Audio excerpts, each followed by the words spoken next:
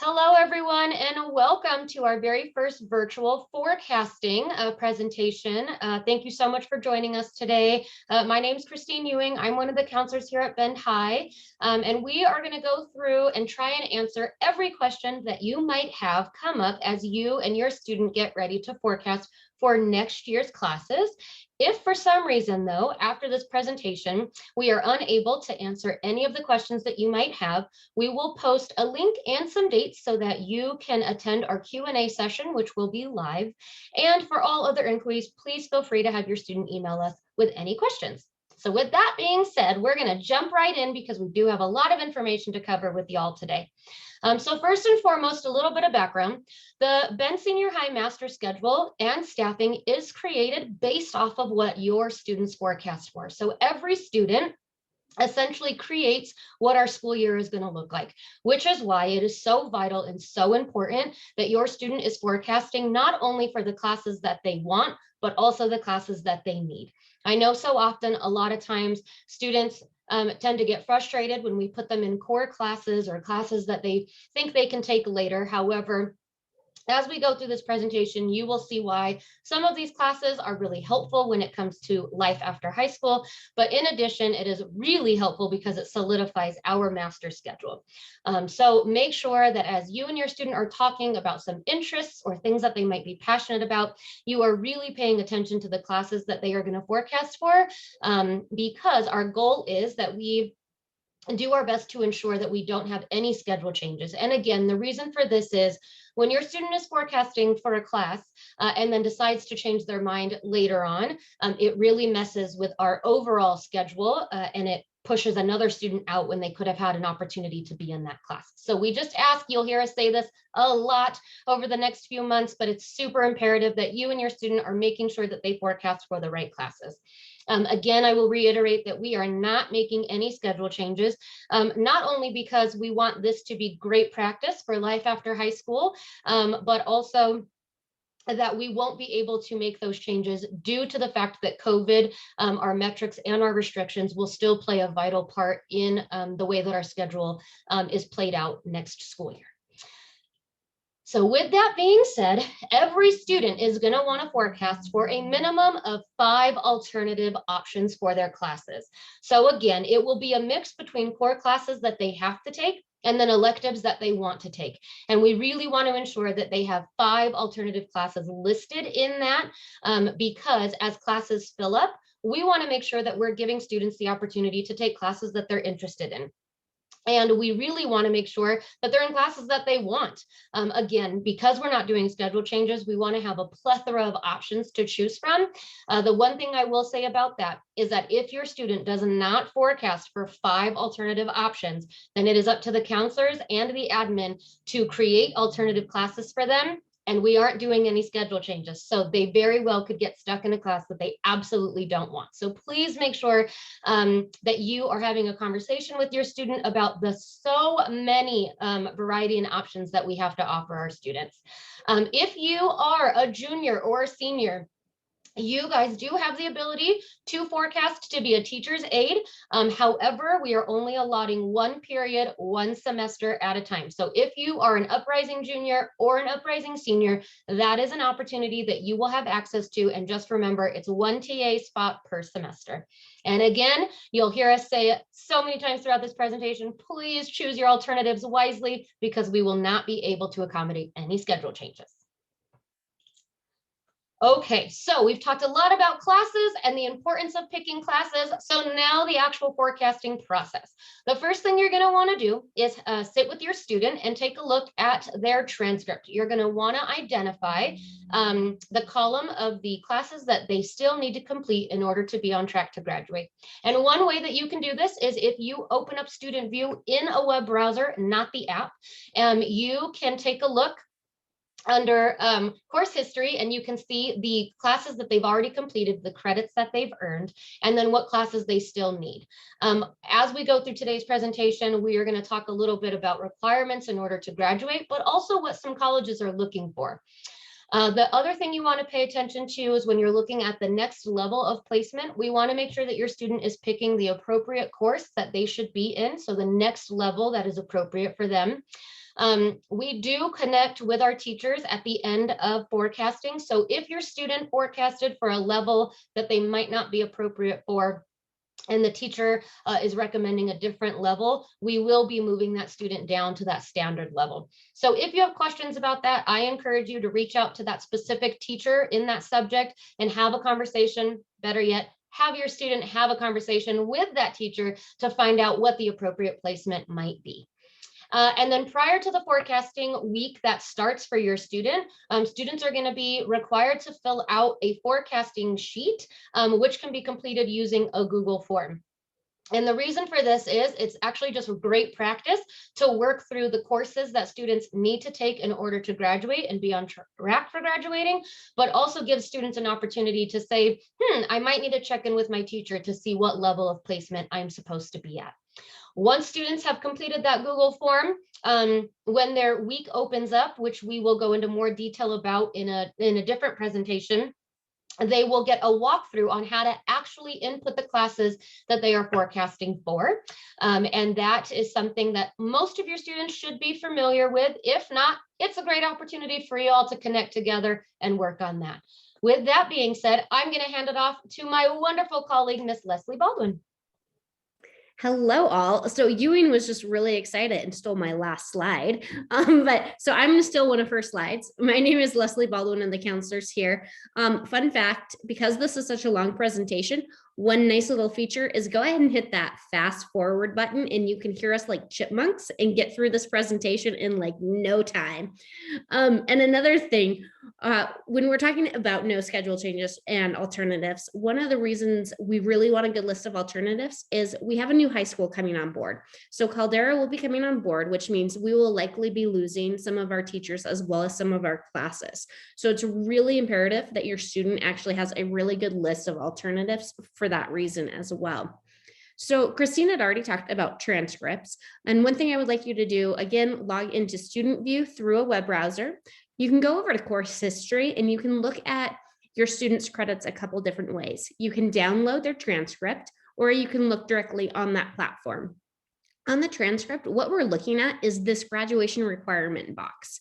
So you'll notice it'll list all of the subject areas that are required for your student based off of their diploma type, the number of credits that they need in each one of those subject areas, the credits that they have completed in that subject area, how many credits they are currently in or currently taking. So that includes both semesters, so first semester and second semester of this year.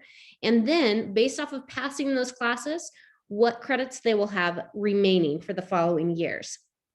So that's where we're going to have students look at when they come to forecast for classes. So you'll notice on this transcript that the student still needs a credit of English. So that's 1 full year of English. They need a credit of government, and they need 3 credits of electives for a total of 4.5 credits. So nice guideline of what the student would need to forecast for. So let's look at some of our diploma types. All right, since Ewing stole my slide, I'm going to steal hers, and I'm going to talk about academic diploma. So we have 2 different diploma types here at Bend High. The first one is academic diploma. So this is a 26 credit diploma.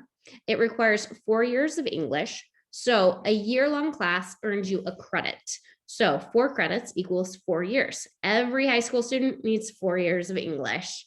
For math, the academic diploma requires 3 years of math, 3 years of science, modern world history, which is taken 9th grade year, US history, which is taken 10th grade year, American government required for every senior to take, that's a half a credit, and then another half a credit of a social studies elective that can be taken any year, as well as a full credit of health, so that includes health 1 and health 2, PE, a full credit. Now, if a student wants to take more than one PE class, or 2 PE classes, which would be a full credit, they can do that. Anything that it goes above and beyond any of these subject areas will just get moved into an elective credit. So if they take 3 PE classes, we'll count 1 full credit for that PE requirement, and then that other half a credit is just going to become an elective credit for them. And then there's fine arts, second language, CTE. So this is a pretty big subject area. And actually my credits are wrong there. It is supposed to be 3 credits of a fine arts, second language, CTE. And foreign language is not required to actually graduate from high school. So just keep that in the back of your mind. It is not a requirement for high school graduation. And then finally, a total of 6 credits of electives. So if you have a 9th or a 10th grader and they are begging to take other classes, tell them not to worry, because come their junior and senior year, they are going to be so tired of picking elective credits. Trust me, they can get into all the classes they want. It just takes some time. All right, Ewing, you're on for honors diploma. Yes, I got so excited to share all of the things. So thanks for having my back there, Baldwin. All right, so we talked about a standard academic diploma, which is a total of 26 credits. We also offer students an honors diploma, which is a total of 27 credits. The bottom line is, at the end of the day, students can graduate with a standard diploma and go off to college and do just fine. The reason why we encourage students to try and shoot for an honors diploma is because this really gets them set up for all the basics that they will need in order to get ready to go on to a 4-year university. And the way that we help them with that is by breaking down the credits that they need in order to graduate. So some of the things we'll point out here is that some of the core requirements stay exactly the same. For example, English stays the same. The difference that you will see here is that there, instead of 3 credits of math and 3 credits of science, there are actually 4 credits total. So 4 years of each, science and math.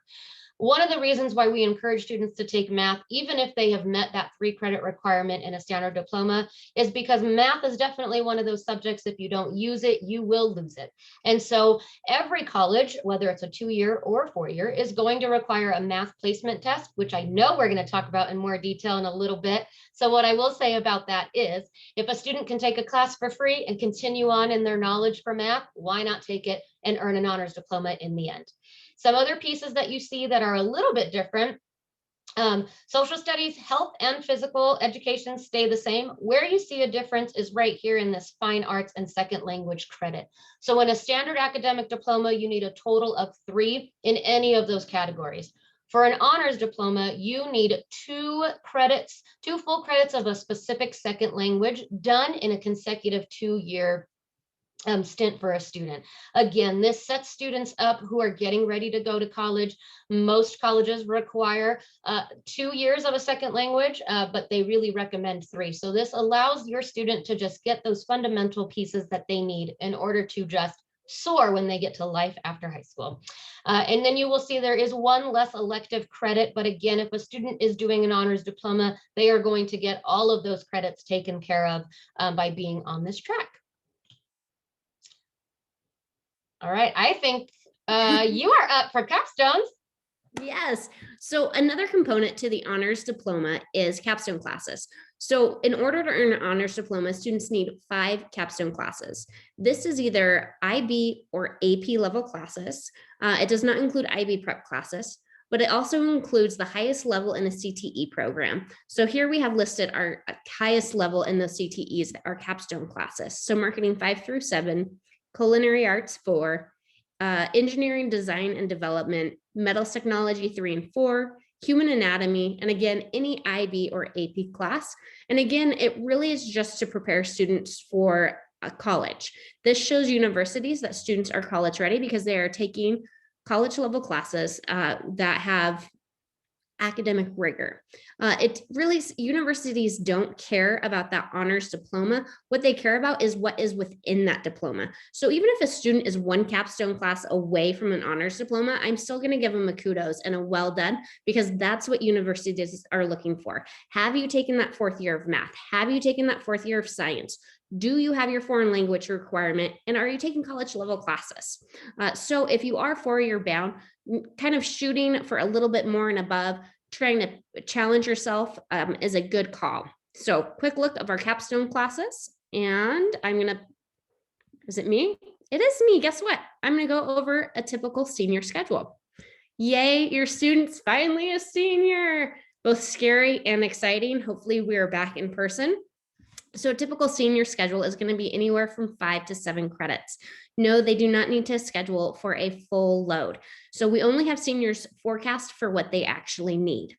They will need a credit of English. So our English options for them, Lit and Comp 4, IB English HL Year 2, assuming that they've taken Year 1, and then creative writing and film as lit, so that narrative comp.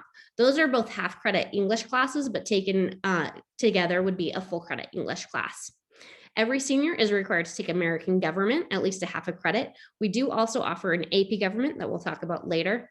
And if they haven't completed their social studies elective, we need them to complete that half a credit. And then math, again, we recommend it. And I will strongly encourage all of my seniors, regardless of what they're doing, to take math. Science is recommended if you're going for the honors diploma or into a field that is science related. And then usually roughly around 3 credits of fine arts CT elective credit. So that is your typical senior schedule. All right. Next, we're going to talk about a junior schedule. So a typical junior schedule is going to be anywhere between 6 to 7 credits. Again, because they are now a junior, they do not have to take a full course load, but it is encouraged because it does make for an easier senior year. Senioritis is a very real thing. Take senioritis and add a pandemic, also a very real thing. So we definitely encourage our students to take as many classes as they can earlier on so that it makes for an easy senior year. With that being said, every student is going to take an English class. So they are shooting for a Lit and Comp 3 or an IB English HL Year 1. They are also going to be encouraged to do a social studies. Again, they could have taken this maybe in previous years, or if they have a plan to take it senior year, they can. But we as counselors will encourage that they gotta get this credit out of the way. Most juniors will be finishing out that 3rd year of math as well as that 3rd year of science. So 1 full credit in each of those. And then again, taking a look at their foreign language, their fine arts, or their CTEs. Some students might only need 1 credit. Some students might need 2 or a 0.5. So again, taking a look at that transcript that we talked about earlier, looking to see what credits are still being missed and then how you can get those completed your junior year. And then you round it out with some electives and you are set to go. In addition to that, I'm also going to talk about a typical sophomore schedule. So as you can tell, when we go down in grades, the options get less and less. And it's not because we don't care about our 9th and 10th graders, but we just know that they have to take more core classes. So we try to get those out of the way so that their junior and senior year, they have more flexibility and more options. So a typical sophomore schedule will look as is. Every student, again, is going to be taking a language arts, so Lit and Comp 2, or they can take an IB Prep English class. For their social studies, they're going to be taking US History or an honors US History class.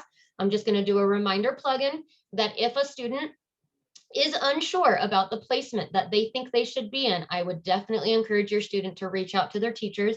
And again, just recognize if your student aims to go into a more rigorous class like an IB Prep or an honors class, but their teacher does not recommend that, we will go based off teacher's recommendation unless we have communication from teacher and student ahead of time.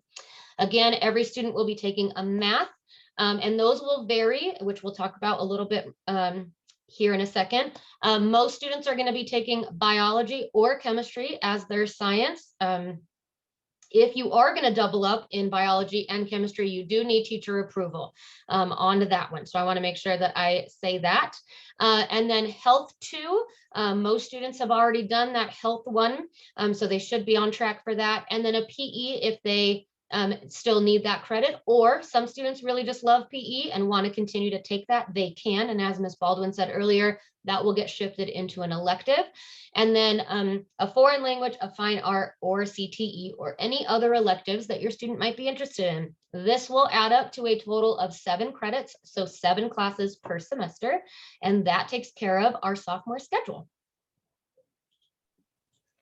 All right, so it is actually required for all freshmen and sophomores to have a full schedule. So make sure that your sophomore and freshman that they register and sign up for 7 classes. Also, a new change this year, if you are forecasting for your sophomore year, you do have the option to postpone health 2 until your junior year. So that is new this year. And if it fits in your schedule, we have you take it with us because there is a lot of really important information that we teach in the class that is not taught in the online version. So now you have the option of sophomore or junior year, but you will be taking that with us at Bend High. So now let's look at the math sequence. I know this is a crazy flow chart, so bear with me. The typical trajectory of math for students is usually Algebra 1, freshman year, to geometry, sophomore year, to Algebra 2, junior year, and then based off of their scores in Algebra 2, either function, statistics, and trig, or IB math application. Now, every student is different, especially when it comes to math, and we know that. So thus, all those crazy lines. So really, at the end of the day, the overall takeaway for math is make sure that your student is communicating with their teacher. So if your student, especially with those higher level classes, like Ewing said, wants to go into a higher level than their grade actually permits, their teacher has to okay that, and we will go based off of what the teacher recommends. So make sure there is a lot of communication going on between your student and the teacher. And so we said we would talk about why take math. I have a whole slide based off of why your student should take math. Okay, so most students they can grasp the idea that they need math for college, right? Because of that placement test. But let's face it, we use math in everyday work. And like Ewing said, if you don't use it, you lose it. But at the end of the day, it is really about saving your student money. So if you lose all those skills and then you have to take a placement test, you might start off at a remedial math course in college. So both either 2-year or 4-year, and that adds up. So if you place all the way at the bottom at COCC in Math 60, you're looking at $400 for that course. But then you also have to take Math 65 and 95 before you can even get access to your college level course. That was me. And I actually did take 4 years of math. So think of where I would have been without my 4 years of math. So strongly encourage for saving money to retain that information. We encourage students to take math. If our students don't have strong math skills, I'd love for them to talk to their math teacher, because we do have integrated math, which is an awesome class for students to take. Second semester is all about kind of personal finance, which, let's face it, every student, really every person needs. So, all right, at Ewing, you get English options. Yes, I do. Okay, so many different options that your students can take depending on the grade that they are moving into. So for a sophomore, you got 2 options, Lit and Comp 2 or an IB Prep English class. I will note this, that a student does not have to take an IB Prep class in order to shift into an IB level class. However, that piece about communication with a teacher is going to need to be had. Oftentimes, students flourish at different times throughout the year. So perhaps your student wants to stay in a standard Lit and Comp class, that is a-okay, and they can still get to an IB class as their year progresses and as communication with the teacher is had. So sophomores typically are going to do a Lit and Comp 2 or an IB Prep English. Juniors, your options pretty similar, Lit and Comp 3 or that first level of IB English HL year 1. And then senior year, you've got an additional option in there. You've got Lit and Comp 4, IB English HL year 2, not year 1. Hopefully you're paying attention. And then your last option is creative writing and narrative composition. Again, those are each semester classes, but together they add up to 1 full credit. And really quick, Ewing, I completely forgot to put in there writing for college, which is an option for our seniors. There is no college credit associated with it, but if you're thinking about going to a 4-year university, really helps prepare you for college level writing. I will not lie, it is a very challenging class. So when you get halfway through and you're like, oh, I've already been accepted to a school, I don't want to take this class anymore. Do know you will be stuck in that class all year long because we do not make schedule changes. And let's face it, suck it up, Buttercup. It's good to challenge yourself. Yep, and it gets you ready for college, because if you already got accepted into a college, why not have those key pieces that you need so that you can be a stellar essay writer? So yes, thank you for pointing that out. Absolutely shoot for writing for college your senior year if you can. It is a lot of work, but it is worth the work. So shifting into that, we're going to talk about some social studies options. This varies, so definitely take a look at the curriculum guide and read the course descriptions. If those still are not helpful, reach out to some teachers or even talk to some friends to see what some options might be a good fit for you. So for 10th grade, your options, you don't get a lot. It's U.S. history or it's U.S. history honors. Sorry about that. But you could also maybe look at some IB classes moving into your junior year. So IB 20th century history, history of the Americas, AP psychology, 2 different options for IB psychology. We have IB psychology SL and HL. IB world religions, all great classes. Again, they do require some work, but all of these pieces are teaching you the key fundamentals that you will need to be a successful college student, or even just a young adult in our world having to function. You also can do a 0.5 credit in psychology or economics. If for some reason in 9th or 10th grade year, you maybe weren't so successful in one of your social studies classes, we do offer a credit recovery course that is world issues, and that can be taken as a semester or a full year, depending on what you need. So when you're looking at your social studies options, I kind of breezed over this, but making sure that you're looking at the courses and then how many credits it's worth. So if it is a full credit, you are staying in that class for the entire year. Again, we are really trying to teach our students that when you commit to something, we want to see you commit to it for the whole year. So we are not doing any schedule changes. We're like a broken record. Do you ever get tired of us? Okay. Every senior is going to need to take a government credit. And so they have an option. They can take a half a credit, which is just a semester long class, or they can choose to take the AP American Government, which is a year-long class. A lot of students will choose the AP Government as a capstone class. Typically, juniors will take 3 capstone classes and then 2 their senior year, or vice versa. And again, remember that's AP, IB, or the highest level in a CTE.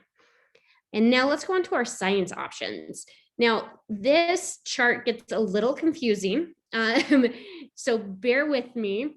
9th grade, you'll see that typically we start off with physical science and then go to honors, but oh, dang it, see? Even I get confused with this. Okay, let's look down, not across. Path 1, most common, physical science, freshman year. Sophomore year would be biology. Junior year would be chemistry. And then senior year would be human anatomy, and you actually can get college credit for that, but I will warn you, human anatomy is a very challenging course. You have to be very good at memorizing things. There's physics, biology 2, or earth space, depending on the year, IB biology, IB chem, IB environmental systems and society. If you are looking for a capstone class and you're worried about science, this is actually a really great class to take. It combines kind of that social studies and science feel together, and IB physics. And this is really a great place to tailor student schedule to what they're interested in. So if you're interested in the healthcare field, if you're interested in engineering, come talk with us. We'll help guide you along the right pathway. If you started out taking honors biology your freshman year, you will then be going into chemistry. And then that means your junior and senior year, you'll be taking those IB level science classes. If science is not your strong suit, that is okay. We have a pathway for you too. So that would mean your junior or senior year, you'd be looking at biology 2, physics, or earth space science, depending on the rotator.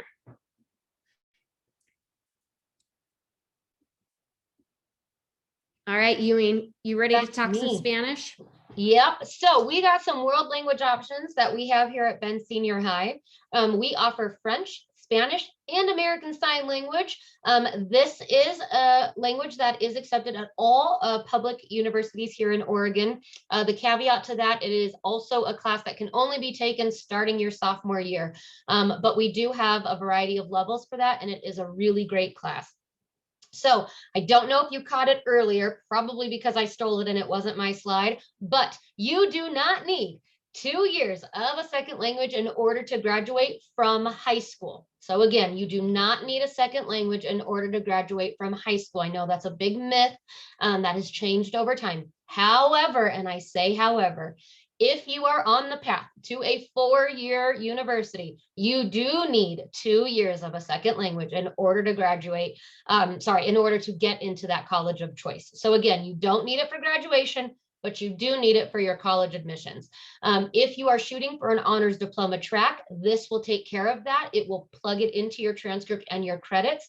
If you're unsure about what you want to do with life after high school, I still encourage you to take a class and explore it. Why? Because everything in high school is free. And once you get to college, you have to pay for it. And it is not cheap. So use this opportunity for the next 4 years to take all of these different options and see if it fits for you.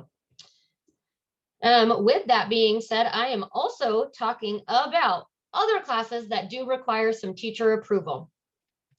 This is the overall list. However, again, I will say check the curriculum guide, which can be found on our Bend High website, and it is awesome. It's a little long, but it's so long because it's so great and it's filled with so many details and information to help you. Next to that course description, though, you will see something that says TA at the top. It doesn't stand for teacher's aid, it stands for teacher approval. So if it's a class that you maybe didn't meet the prerequisites for, but you have a background in it, talk to your teacher or talk to the teacher that is getting ready to teach that class. And also check out this list. I will not go into detail for every single one of them, but I will say that if this is something that you might be passionate about or you might be interested in it, make sure you get teacher approval for these courses ahead of time. All right. All right. Fun fact about our curriculum guide, we are working on getting it to be more interactive. So some of our courses will actually have clickable links where you can watch videos that talk about the courses. So check that out. Also be aware of other kind of prereqs for classes. So for example, photography, you have to have your own camera, and you can find all of those prereqs listed in the curriculum guide. I'm going to talk briefly about industry programs. These are really great opportunities for students to earn credit while also getting hands-on experience. But with that said, this is all to be determined as we figure out and navigate COVID and COVID regulations and restrictions. So these may or may not be happening depending on our restrictions. So we have cadet teaching. And this is where students are able to basically become a student teacher, and they work with an elementary or high or middle school teacher. They're paired with them and they basically student teach with that teacher to get them hands-on experience. Lots of people go through, get their teaching degree, get in the classroom, and then soon realize, holy cow, this is not for me. Let's figure that out before you actually get your degree. So anyone thinking about teaching, cadet teaching is the way to go. Engineering job shadow program. This is a really great opportunity for students to basically shadow different types of engineers. They will go to a variety of different engineering firms and get an idea of what each of these different types of engineering firms do. And again, these are all hands-on. Students do have to be either juniors or seniors because you have to have your own transportation. We also want you to be a pretty honest and stellar student. You don't have to have the best grades, but you're representing Bend High out in the public setting. So we're very mindful of that. So if your student wants hands-on experience, I would definitely check this out. Another thing I highly recommend, if these don't come to fruition next fall, I would still want your student to check with Tammy in the Future Center, because we do have a lot of internship opportunities and job shadowing opportunities that she can connect your student with. The next thing we have are more industry programs, but these are going to be offered regardless. So if your student is working, they can actually earn credit for the work that they're doing. If your student volunteers, they can earn credit for that. They can earn up to 1 full credit total combined. For working, it's 144 hours per half credit.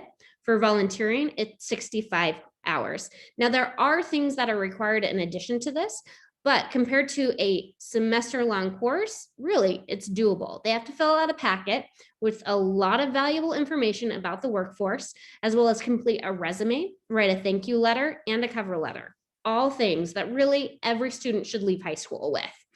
For the volunteer experience, they need to write a journal and keep weekly logs.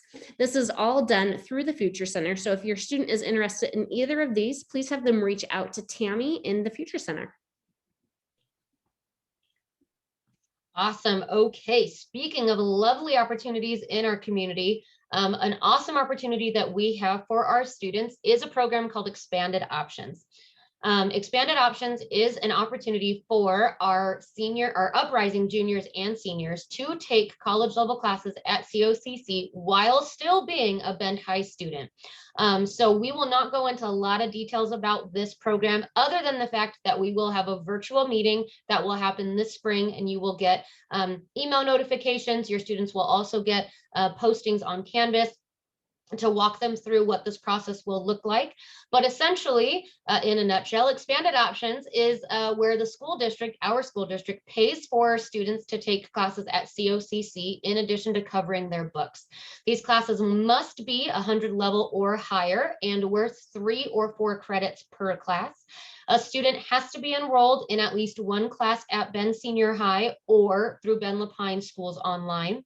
And it cannot be a class that we currently offer at Bend High. So making sure that you are looking at the highest level CTE classes and IB classes that we have, and ensuring that it's not a class that we currently offer.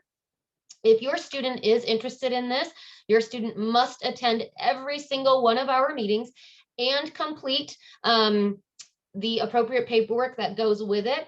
Now, this is where it gets a little bit tricky, right? Because you're a high school student wanting to venture off into the college world. We as counselors get you set up for this program, but it is up to you to follow through. So we give you all of the information at these mandatory meetings, but you as a student are required to make sure that you follow through. And again, we will walk you through that.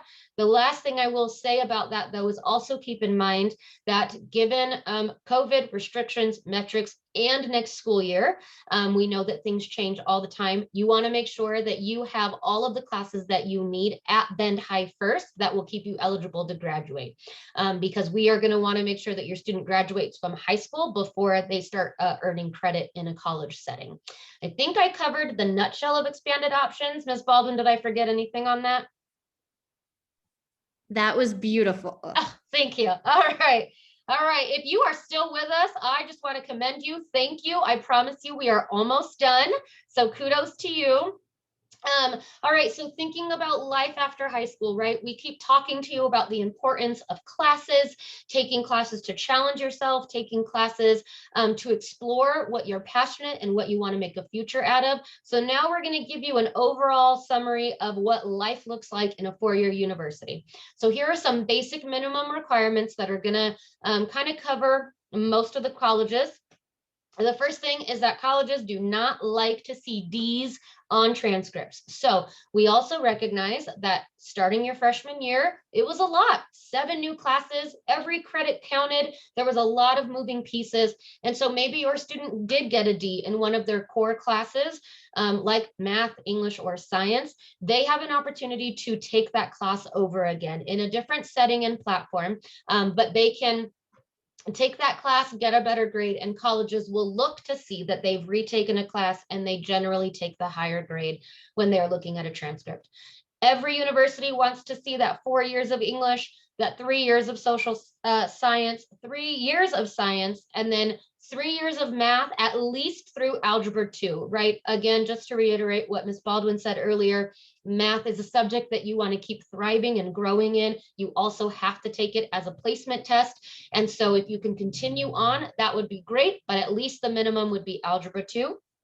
And then that 4-year university route, little test here, you don't need it to graduate from high school, but you are going to need it if you are shooting for a 4-year university. So making sure you take 2 consecutive years of a world language, and then making sure that you have some sort of a score for an ACT or an SAT. The one thing we will note is that because of COVID-19, many colleges across the nation have waived that requirement for students in order to be admitted. However, some of our more rigorous colleges or selective colleges are still requiring the ACT or the SAT score. So if your student is already looking at a college that they might be interested in, my suggestion to you would be to make sure you go online and look at the admissions requirements to make sure that that is not something that is required in order for them to get in. And I believe Ms. Baldwin is going to talk a little bit more about the ACT and SAT right here. Oh my goodness. And what you will notice on this page is a lot of to be determined. And I apologize for that. We're just rolling with it. It's the year of COVID. We are still not certain if the ACT will be provided by Bend Lapine. With that said, and as Ms. Ewing had said, some colleges are going to require the SAT or ACT. And again, they really don't care which test you take. They're the same really across the board. There's myths about one being better than the other. Not true. If they require a test, any of those tests will do. But with that said, right now, I am recommending students sign up for the SAT in the spring, just because ACT is not offered widely in Oregon, whereas the SAT is more readily available. So I would sign up for that in spring if the colleges that you're looking at require SAT. Here's the thing though, I also want you to look at their scholarships. Although a lot of scholarships are now also becoming test optional, which means GPA really matters because they're increasing that GPA limit. It's still up in the air. So make sure you're checking admissions websites very carefully. So first test, I would take ACT in the spring. If you need to retest, a great time for that would be in the fall. SAT, we should be offering SAT prep or pre-SAT, I'm okay. Again, in October, that is gonna be for 10th and 11th graders. So be on the lookout for information next fall regarding that. Smarter Balance, as of right now, it sounds like that is not going to be offered this year, but again, to be determined. We take every hour, really every minute by minute with COVID. Essential Skills is not going to be required this year for our seniors, our graduating seniors. It is to be determined for our juniors. So bear with us. We're just going to roll along and do our best. And now I'm going to talk about Oregon Promise. So I am a huge community college fan. Worked at a community college, went to a community college, great way to save money. And even better, Oregon residents who graduate from an Oregon high school and go to a community college within 6 months of graduating are eligible for the Oregon Promise if they graduate with a 2.5 or above. What does this mean? This means free money for your student. They can get nearly all of, yes, happy fingers from Ewing back there. They can get nearly all of their 2 years at a community college paid for through the Oregon Promise. So I'm really shooting for students to get at least a 2.5 GPA. I want them to be eligible for free money.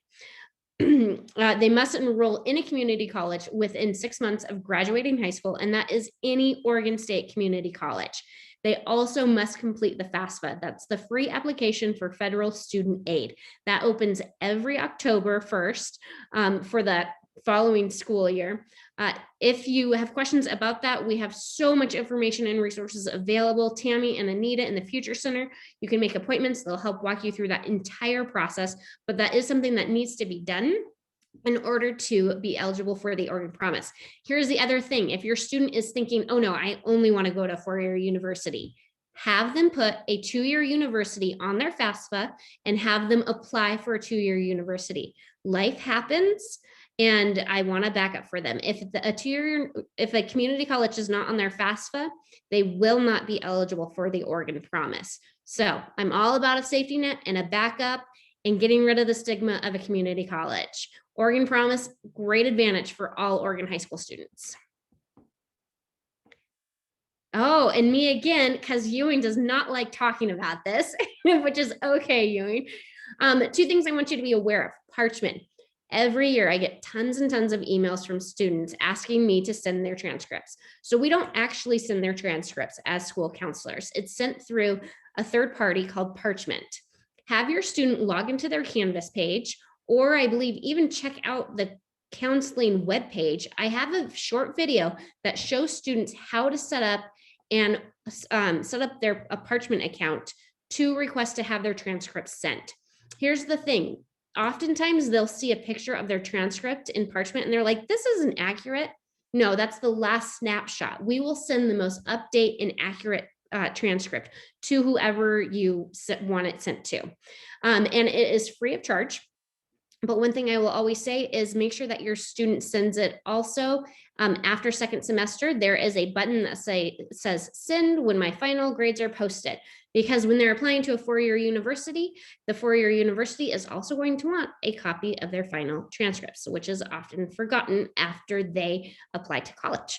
The other thing I want to talk about is SCORE. This is a great app and a great feature. Make sure that your student makes an account. SCORE is something that all of Ben Lapine schools will be using.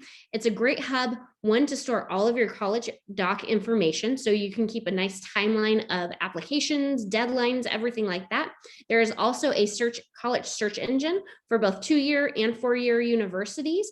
You can put in preferences based off of distance, size, location, majors, things like that. And it will actually filter through and create a college list for your student so they can go through and identify different universities that might be a really good fit for them. They can then also upload all of their documents and house everything in one area. Another really awesome feature about SCORE is there's a career personality assessment that they can take. It is time consuming. Don't let it scare your student off. I stopped after the first 5 minutes because I was presented with math problems, but I came back and I pushed through, and it actually gives you it gives you a lot of really useful information, and it will link it not only to colleges, but also majors and jobs. And it will also help your student build a resume, and they can build a resume right there in SCORE.